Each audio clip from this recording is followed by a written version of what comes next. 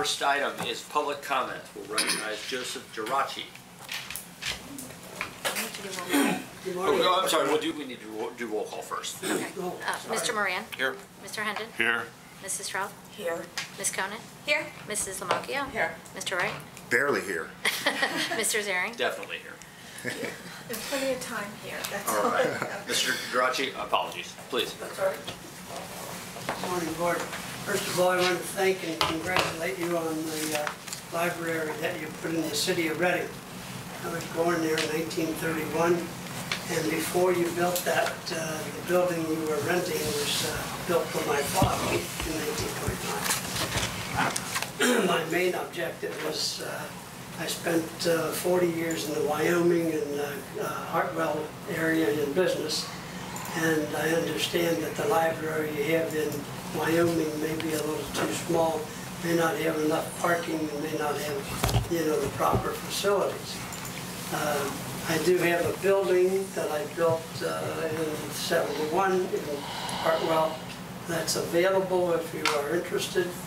I have been talking to the Friends of the Library, and they informed me that you have nothing to do with them, but they showed some interest. They would like to tear the building down and build a larger one to facilitate their business. So any consideration or any questions I'd like to answer. Thank you. What's the address of your building? Please? What's the address of your building? 8424. Actually, it's 8414 to 8424. It's a strip center out there. Where is it in relationship to the Friends sorting out there? 1 block south.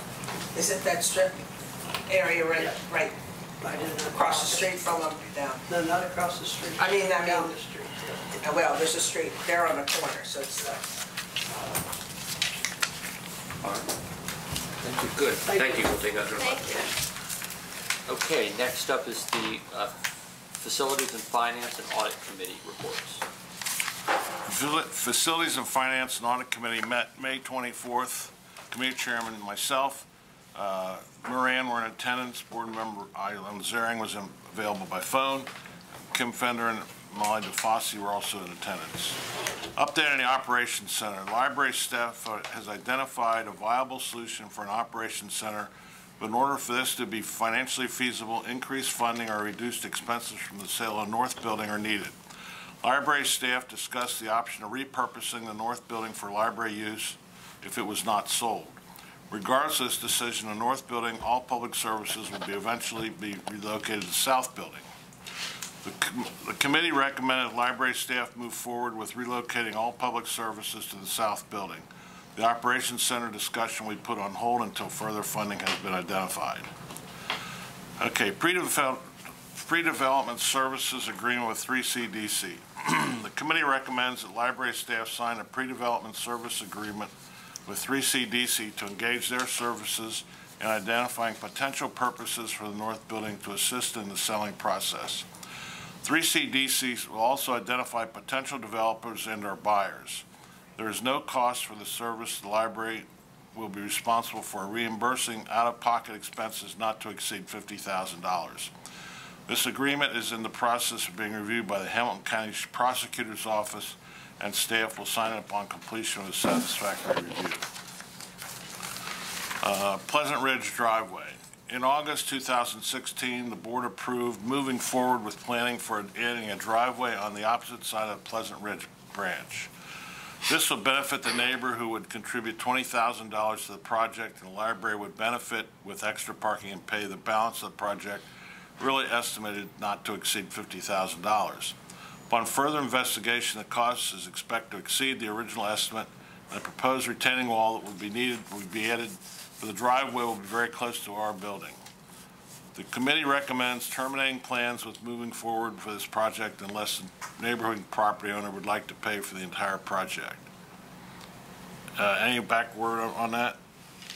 We haven't communicated anything to him yet, pending your decision today. All right, for information only, there's a library funding update. Library staff presented an update on PLF and local funding. PLF funding has been unpredictable. The library's expected updated PLF estimates for 2017 that will be less than the original plan. The funding for the upcoming state budget is expected to be reduced. The table below shows how other large metropolitan libraries in Ohio have shifted their primary funding source from state to local funding. This has been a trend over the past several years. You can see by the chart here, we receive 69% of our funding from the state and 27 local. The next closest to us receives 50 from the state and 48 local. And then the Columbus receives 32% from the state and 65 local. So we've kind of fallen behind with our funding. In addition, several charts were presented to show the trends in revenue and expenses over the last several years. In general, total revenue has remained fairly constant in spite of the increased cost. Then there's some charts that compare general funding with general fund revenue expenditures and combined general fund and capital expenditures. The funding primarily through transfers. The capital fund is funded primarily through transfers from the general fund since 2010. In 2016, the library reached the point where revenues no longer exceed expenditures. Okay, and then the next chart projects the same information through 2021, considering no growth in current funding, a conservative 3% increase in general funding expenditures, and $2 million per year in capital transfers. At this rate, the library will exhaust the fund balance in both the general fund and the building and repair fund in early 2021. So that concludes that report, and we need a, do we need to vote on anything? Yes. Before we go to vote, yeah, any I have questions, a couple comments? questions. One is the Senate approved their version of the budget yesterday. Do we have? The Senate did not approve their version of the budget yesterday. They did a press release about what they intend to include when they introduce their version of the budget. Okay.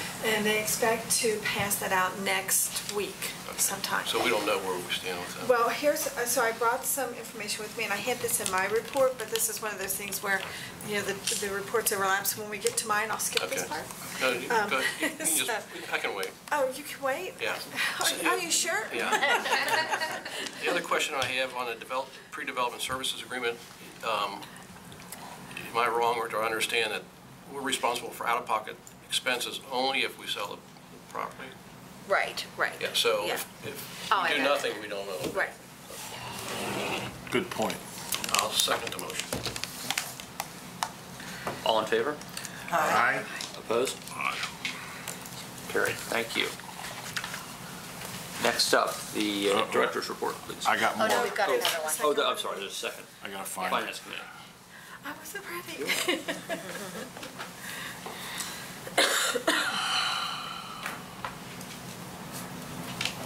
Okay, revisions to 2017 estimated resources and annual appropriations.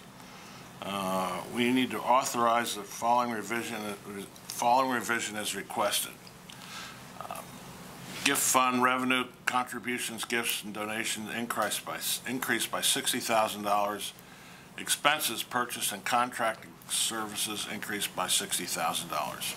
To account for Friends and Foundation activity year-to-date and estimated through the end of the year, gift funding estimated resources net change $60,000. Gift fund appropriations net change $60,000. 2016 audit, the auditors have completed field work and the report is in the review process. We're requesting the board waive the post-audit conference if no reportable conditions or management letter comments are identified. A 2016 ongoing maintenance project update. Since the April meeting, the following projects have been completed. Main Library brick tuck pointing, projects currently underway, the Forest Park HVAC, Blue Ash HVAC, Main Library HVAC repairs, HVAC controls at Main, Groesbeck, Harrison, Madeira, and Sharonville. Projects yet to be started include Pleasant Ridge window replacement and HVAC, West End Mechanicals, and Cheviot HVAC. We received the following change orders have been approved and submitted for confirmation. Kemple, change order for $5,933. Another one from Kemple, $9,377. Another one from Kemple, $26,127. Authorization for public bidding 2017 roof contracts. It is requested the board authorize the following bid advertisements for roofing work. Further, that the board director review the bids with the chair of the Facilities and Facilities and Audit Committee, enter into a contract with the lowest possible bidder. Advertisement for bids. Then there's the, I'm not going to read the advertisement. There goes quite lengthy. And there are two of those, one for east side branches and Yeah, one for side. west. Why'd we do that? Try something different. To make the project, I think, a little more manageable, Good. and then maybe get different bidders instead of just having one big one. Okay, so I move that we approve the report. Second. All in favor? Aye. All opposed? Thank you. Okay, now to the director's Now report. you can jump to me. So, in early June, I was the guest speaker at the Jeffersonville Township Public Library's Foundation event on the topic of the library of the future. I also presented to their staff at a separate event on this same topic. So that was a nearby trip, but very interesting to see another library in action and what they're actually doing. Here's my state budget update. So these deliberations are continuing. So the House and Governor's version of the budget both included returning the PLF to 1.66% of the general revenue fund, which is estimated, and all we have are estimates from the state in terms of what that would actually be in dollars, would have cost us about $20 million, not just us, but libraries statewide. So for us, that would have been around $2 million. The Senate version was expected to be unveiled around June 12th. It is not. It's going to be coming out later this week, and then they'll be voting next week. So what they released yesterday were kind of their talking points. They did a press conference and a press release, and I brought the press release with me because they did make a change. We were trying to get them to go back to 1.7%. Of the public library fund being of the general revenue fund. So I know it's confusing to everybody who doesn't live with it every day. But, so that 1.7% was not included. But what they did do in the Senate version was increase it to 1.68, which reduces our loss statewide to about $9 million. So a much better, you know, we got some of that funding back. What I thought was really interesting, and I brought their press release with me because they had various sections that they talked about, and they had different members of the Senate leadership present different parts. And, you know, you can watch all these things live on the Ohio channel if you're ever interested and have some free time in the middle of the day, which I did yesterday because I was very interested in what they were doing to library funding. They listed us under protecting vital services, which I think is a really important thing, that they were talking about libraries as being a vital service and that they needed to protect those. So I thought this was a good step. And then their statement about what they had done was that they protected funding for our nationally recognized public library system and increased the formula funding for libraries over the prior version of the bill.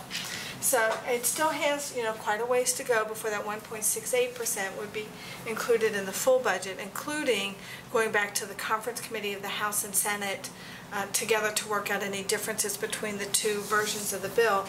But if the Senate had not taken this step, we would have been facing that $2 million annual loss and our funding alone. So we're still losing some funding, but we're not losing as much. And we know this is a really bad budget for the state in general, and that they're making some very careful decisions about where they spend their money, and the fact that libraries got any increase at all and were listed as a vital service, I think is a really good sign that they value the services we provide. What person in leadership gave that part of the presentation? Oslager, the chair of the Finance Committee. Well, I mean, it's good. I mean, a vital service, because, I mean, sometimes you have people that put things in buckets and it's more kind of a marketing play.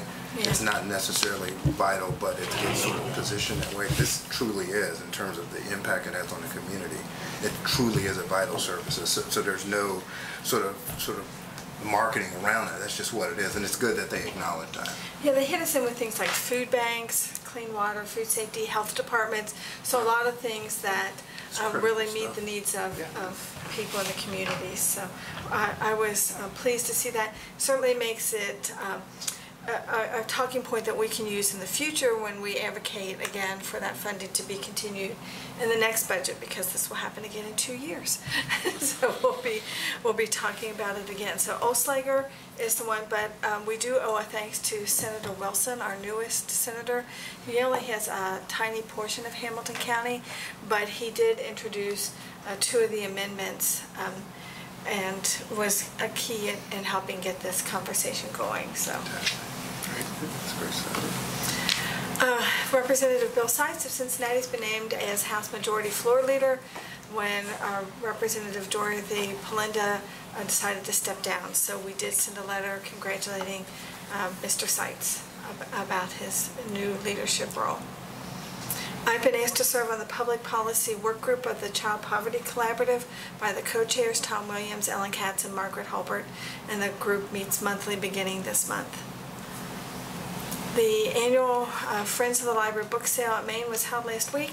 I was going to announce results at this meeting, but I don't have them yet. So, sorry, I can't tell you how the sale did. I know, Mrs. Lamaki, you volunteered a shift. All I know is that the weekend was not as well funded as a year ago. But I don't know what happened with Friday and Bag Day. Yeah, on Bag Day. When I left a little after 5:30 Friday afternoon, there were still books on the table and people shopping. So I think that's probably why they don't have numbers yet. It did go right till the very last minute on Friday. Well, I think the thing was too, the weather was so beautiful that they thought people were not coming Wanting to the to shop. library, they were going to the swimming pool. And then our other friends group, the Anderson Township Library Association, is having their book sale starting this weekend, June 16th to 18th at Nagle Middle School. So if you missed one, you can perhaps go and support the other. Then this new topic, dining in library use. We've been using Orange Boy, this Columbus-based firm, to help us analyze some of the data about the use of our libraries, how our cardholders use the library, and better position our services. And so one of the things that we've been looking at is how many people come into our libraries every day and do not use a library service that's like a traditional service, that we can document that use.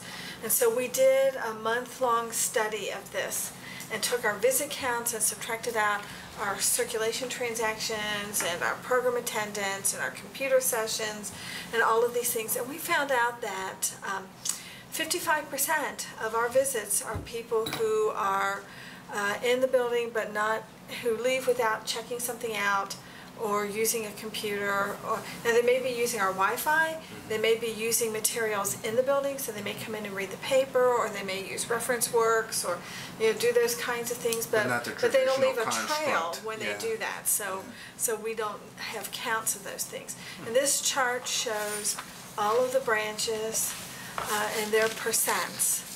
And what was really interesting was some of the variation by neighborhood. So you look at, for example, Price Hill and West End are both over 80% of their visits are people who did not actually borrow an item, sign up for a computer, or attend a program, any of those kinds of things. And then other places like Anderson, that percent was under 40%. So you see quite a variation depending on where you are. So our challenge now is to figure out how to reach out to those people and perhaps encourage them to use the library while they're there. They know about us, they know where we are, they know our hours, they feel welcome to come in and sit, and so we hope to turn them into library users. And I think this kind of can fit into the critical piece, because as I think about like a job application, you can't go to a place and get a piece of paper. In order to apply for a job, you have to have access to a computer and go online. And I have no data to say that the numbers in West End or Avondale are related to that, but I mean, if you go into a library and you just need Wi-Fi, you can get in. Exactly. That might be your only vehicle to apply for a job, and so it kind of folds back a little bit into what we just previously talked about. Yeah. That there are certain populations that have to leverage resources that they may not have a Wi-Fi at their house or a computer. So In the inner city branches like Avondale and West End, Price Hill, will some of that be the latchkey kids as well? It is. We speculated, especially Price Hill, the kids, and of course, there's no way to dedupe this count, but we can't dedupe our visit counts either. That's why, we've always been careful to say it's not unique visitors, but visits, and so the same kind of thing. So the kids who are there, and they may leave and come back, and leave and come back, This is very, very good information. it is. It is useful to have. It's interesting that Bond Hill is, It's also Used to low. Pretty high. Yeah. yeah. Yeah. Yeah, Bond Hill has a really low number, and we don't know if that's because it's in the Community Action Agency, and so there's other places for people to be sitting kind of outside the door, Congregate. or if maybe it's something as simple as their people counter isn't working correctly. I mean, there could be a lot of, it could be a mechanical thing, it could be a behavior issue, so. Is there any way to count Wi-Fi tap-outs? Paula, working on the Wi-Fi counts. The Yes, number of yes, kids. we are. There's no traditional way to do it, but we are trying to develop something that we can at least compare, and we may be able to pull out unique users too, to Okay. give some kind of picture. Okay. And then we're looking for anything else that we can take out, like if we can get meeting room use counts or anything else like that, that would let us kind of narrow it down to say these people are really just coming in. They're not, they're not using a magazine or a newspaper. They're not using a Wi-Fi. They're not attending a meeting. They're really coming in and using our space as that kind of third place that has been talked about a lot with libraries. When you think about just the air, I mean, it's hot. People may come. I mean, it's as simple as that. Or in the is. winter, it's cold, yeah. Sit in the library for 4 hours to get some AC. I mean, Yeah. that sounds simple, but some people, that's how they have to live. So, Thank you, Kim. Nothing needs to be. No, nothing else on our agenda needs action until we get to consent. Okay, excellent. All right, Library Experience Committee. I am proud that we are here at the Hyde Park branch, which I barely made it to at 9:14, but I did. We have the pleasure of being at the Hyde Park branch and to be hosted by the branch manager, Blossom Smith, who I know from a mutual friend from years ago. Blossom, I think, I'm a Woodward graduate. She's a Walnut Hills graduate, I believe. And we've crossed paths a couple times during my tenure here, and I remember that this was the same Blossom Smith. So it's fantastic to see kind of the circle of life come together. So, with that, Blossom joined the library in 1989 as a part-time shelver in Library for the Blind. In 1990, she became a full-time library services assistant in circulation services. She was appointed in 1993 to the Library Services Assistant 2 position at the Madisonville branch and was promoted to a Library Services floater position in 1999. Blossom attended Indiana University / Purdue University, receiving her MLS degree in 2006. In support of her education, she was a 2-time recipient of the Institute of Museum and Library Services grant and a recipient of the Keith Kuhn Scholarship Award. After completing her degree, Blossom was appointed Children's Librarian at the Reading branch and promoted to branch manager at Reading in March of 2011. She has held her current position as Hyde Park manager since October in 2012. And I won't go through what Hyde Park is doing, because then I would be stealing your thunder. So why don't you just take the mic and tell us what's going on here? Around all our Thank you. Thank you. It doesn't Is it actually okay? broadcast, it goes to the camera, so Oh, you're fine. gotcha. Okay, thank you, Ross, so much. Good morning, everyone. Welcome to the Hyde Park Branch Library. I really appreciate that you had your meeting here and you're allowing me to speak to you. I wanted to tell you a little bit about the branch and then also a little bit about some of the things we're planning to do for the summer. So first of all, our building is over 100 years old, and we are a Carnegie branch, which a lot of people don't know we're a Carnegie branch because this and this, and so we've got a mirrored wall upstairs, and we've got plaid curtains, but we love our branch here, and moving forward, we're hoping in the future to get some renovations, but we still love our branch. It's such an awesome place to be, and we really appreciate all your support, and we really appreciate all the patrons like Mr. Zaring and Ms. Trouth and her grandchildren that come in as well. You mentioned the maintenance package. We were also part of that maintenance package. We recently got a roof, and we also got HVAC, so thanks to that for more centralized air, so it should be a little cooler in here hopefully, and very comfortable. We're very excited about the roof as well, and no more leaks and things like that, so that was something we desperately needed, and so thankful that that was in the maintenance package. We are considered a digitarian branch, and as a digitarian branch, we have been doing a lot of things with some of the things you mentioned, with helping customers apply for jobs and helping customers download their books or their audio books on their Kindles and their Nooks and everything. And we also have a large portion, according to Orange Boy, of bedtime stories. And those are very young children who come to normally to story times and programs throughout the year and throughout the summer. So, thanks to a generous donation by the Heimlich family, we were able to purchase this lovely TV, and we've started doing presentations on it recently. And I did a presentation for the Black History Month, and the Children's Librarian has done some streaming for the story times, and kids really love it. We found more than anything is that kids love being a part of something, and she's able to let them look at things so that they can be connected to it. So we're really excited about the summer because we're going to do more of things like that. So this summer we're going to be offering on June 22nd Ozobots, which your kids are signed up for, okay? So I'm making sure kids are signed up for, and this is going to be presented by Mary, our children's librarian. During this program, we have children in grade school that are going to be learning the basics of coding with Ozobot, and he's like a little mini robot that you can control with simple commands and codes. Yeah, I think come to that. Engineer types. Cool. I just got a 3D printer. Yeah. So that event's already full. We had 20 spots, and it's all full. And we have 8 children on the waiting list, so we're very excited about that. We're also presenting a week-long brain camp the week of July 17th. This program's going to include science, stories, games, and technology. So we're excited about that too. That's going to be presented by Keith Armour and the Homework Help Center. And we have 25 spots, which are already full already. And again, we have 8 children on the waiting list.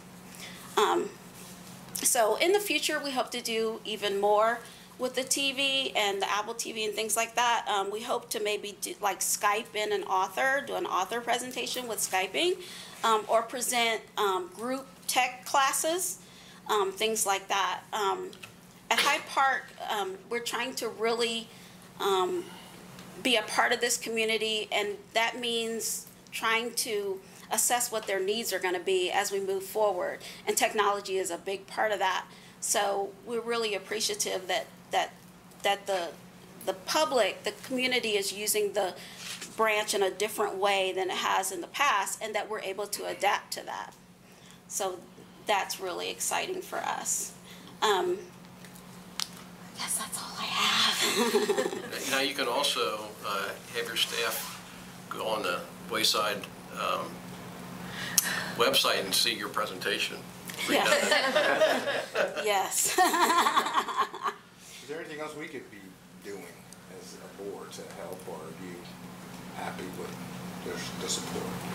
I'm happy with the support we receive. I think just listening to some of the things that you seem so well understanding and informed about how the library is used, and that's what's really important, that you do recognize that a lot of children in inner cities come because they have no place else to go, and different branches have different uses. And that's why it's really great that we were divided up into the regions, because it gives people the opportunity to use the branches the way they use them, and not specifically you know, this and that. They get the chance to use it the way it's appropriate for them in their area of life. So when we're working with staff and patrons, we're trying to meet them where they're at. And it's not always where you're at. So there's a give and take, and there's a lot of learning.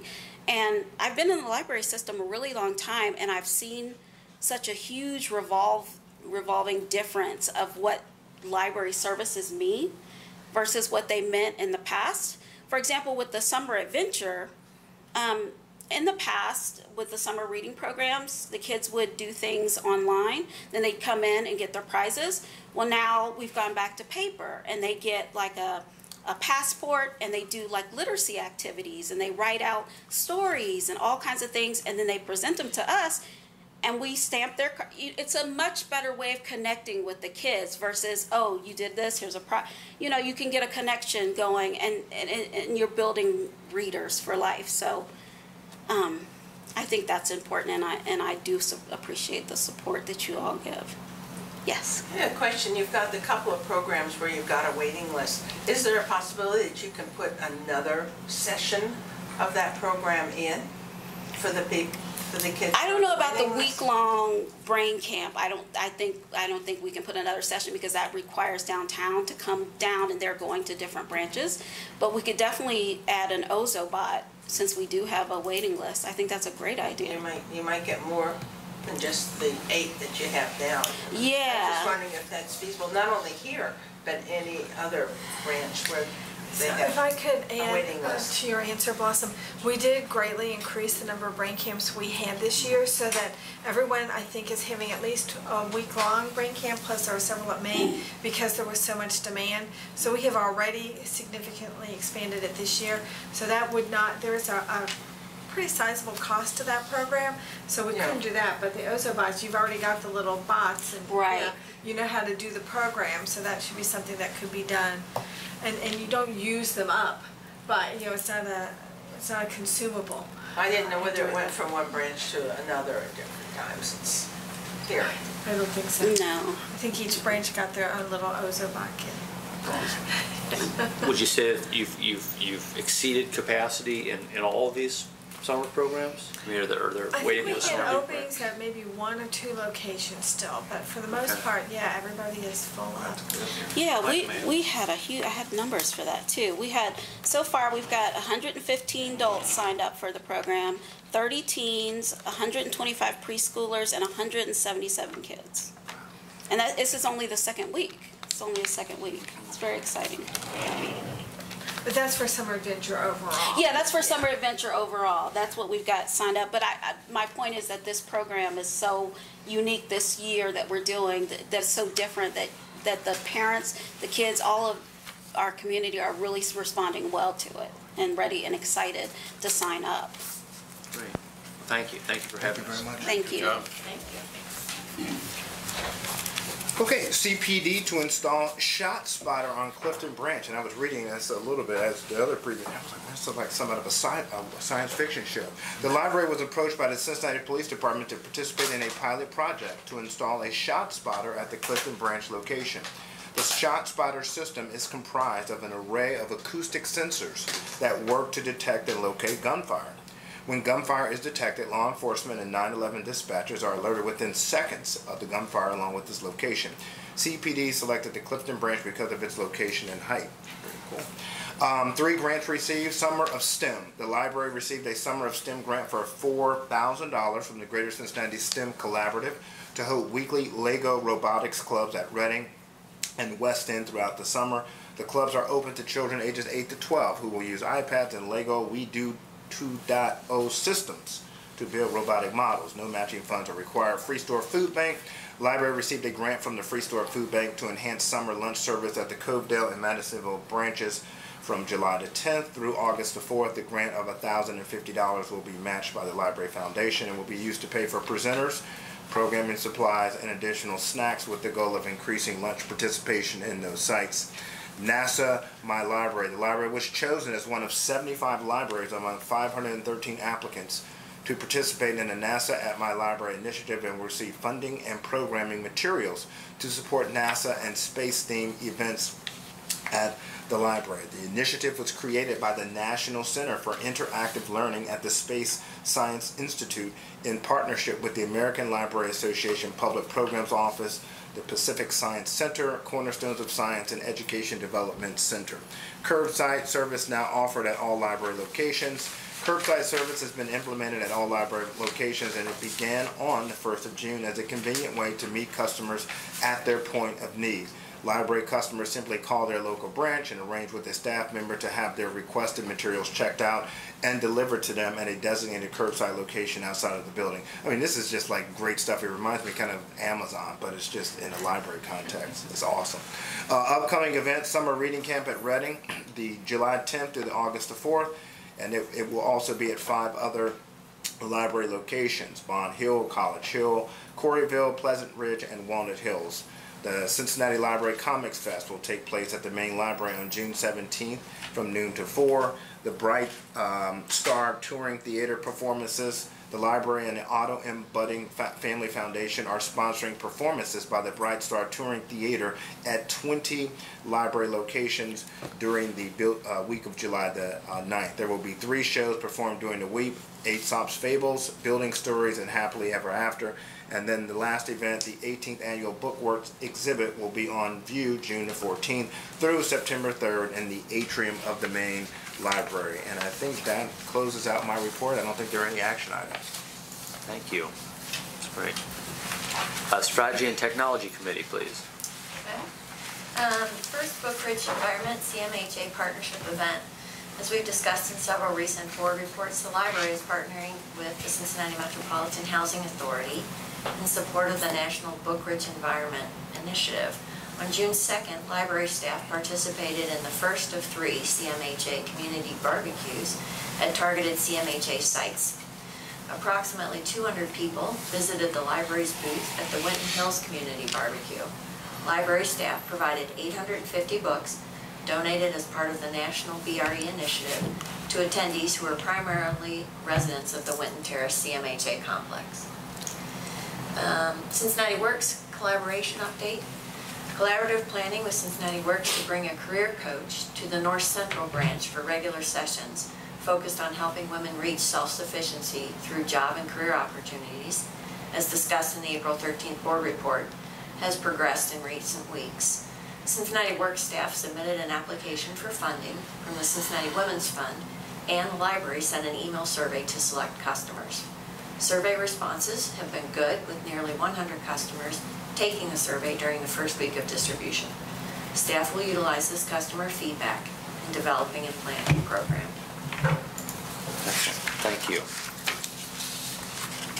The next are all consent agenda items. Move to accept. Second. All in favor? Aye. Opposed? Thank you. We're adjourned. Can I, yeah, one correction to myself. The Senate did introduce their budget yesterday, we just couldn't get the text of it. So a clarification. So I misspoke when I said it had not been introduced. It has been formally introduced, just not readily available. Okay. Excellent. Any other topics for discussion? August All right, 8th. then we're adjourned. Thank you.